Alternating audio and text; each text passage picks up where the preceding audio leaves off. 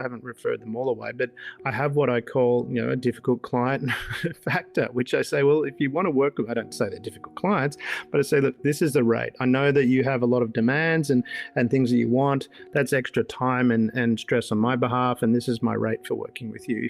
If you want to do that, if you really want it, then that's the price. And I've had a couple accept that price. I laughed. I wasn't expecting you to say you leave them up to another person, but I was expecting you. We were taught that customers are always right. The customers are not always right. The customers are made to feel that they're right, and then sometimes the right thing for them is to work with someone else. Yeah, I agree to that. But how do you? That's what you say now. I think is for somebody who already is making it big in the industry or in the market. But what of somebody that's just starting up?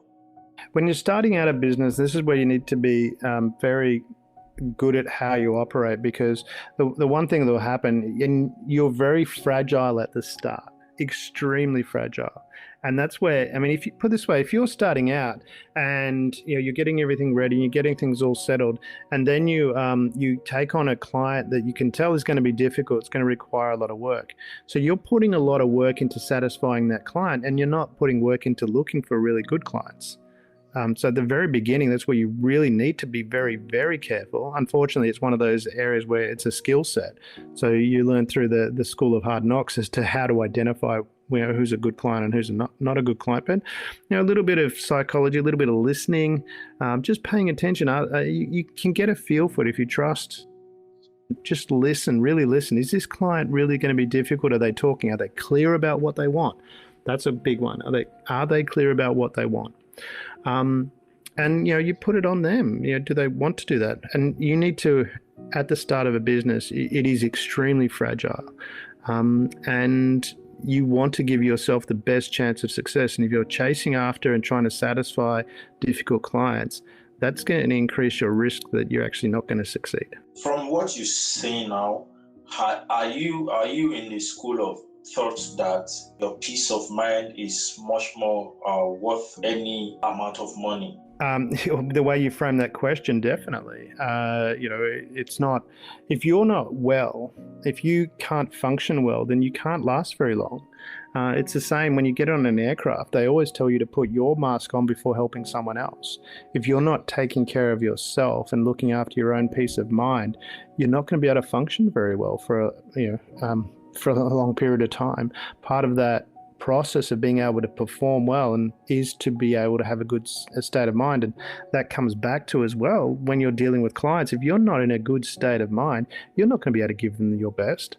So you need to give them your best. Yeah, very okay. I want to say this, that it's not all offer that you take. There are some offer you take that will reduce your value because of the amount you are going to be paid, and you want to do your best to give them what their money can do.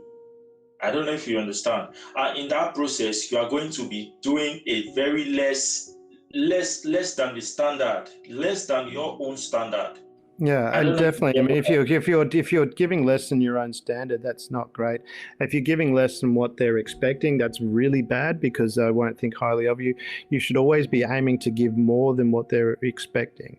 And that doesn't mean you have to spend a lot of money as a startup business. Like if you're in that category, and or anyone that's starting up a business, little things like giving them that little extra value. It might be 2 weeks after you've done the sale, call them up. Say, hey, or send them a little thank you card. It doesn't have to be an expensive one. It can be just a little, hey, thank you, I really appreciate your business, and let them know that you value them, that we really and that you care about them. Pay attention when you're having conversations with them.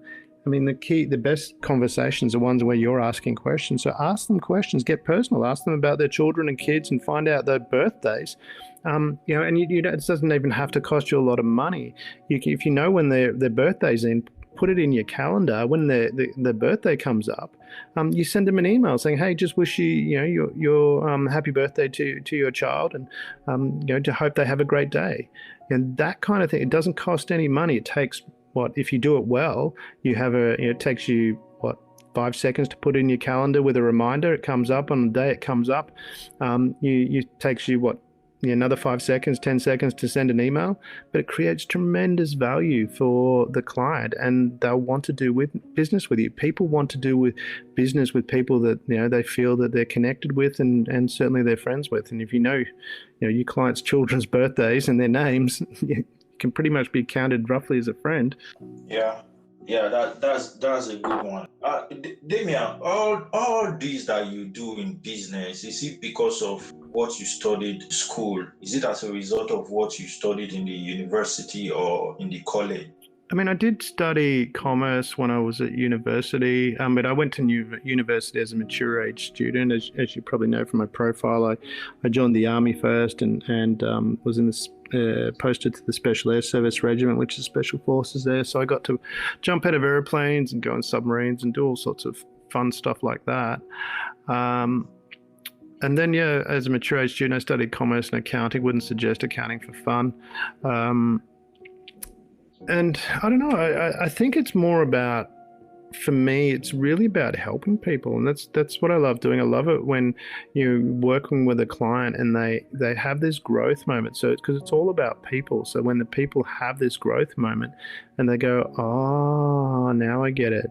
And the biggest change happens in any organization when the people change. Generally, the leader changes.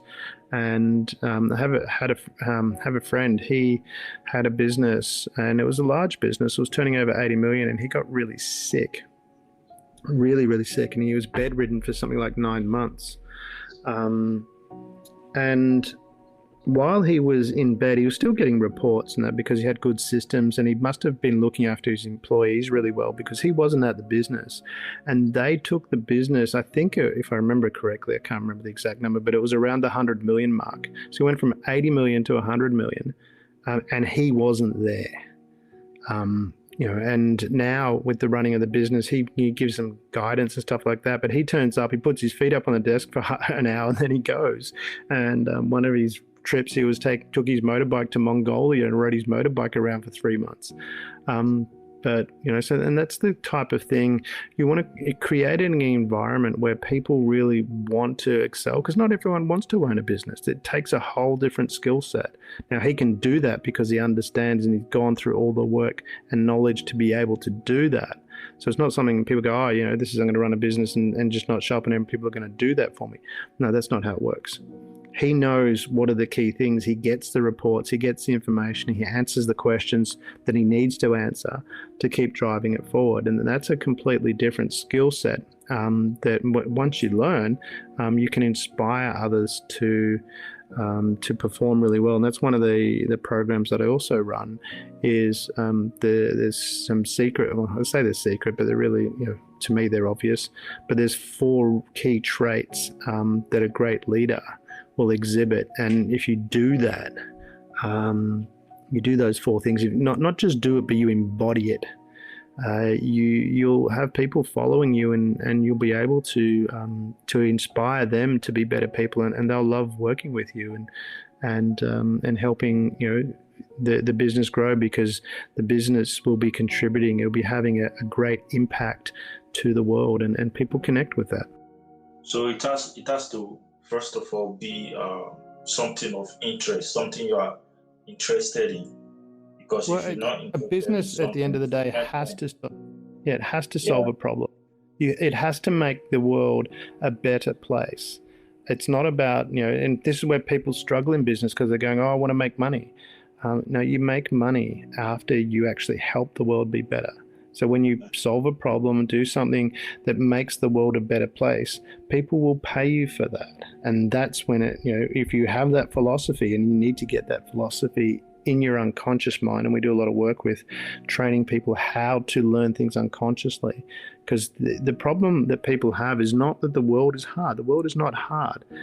Confucius said, life is really simple, but we insist on making it complicated. And that is the reality.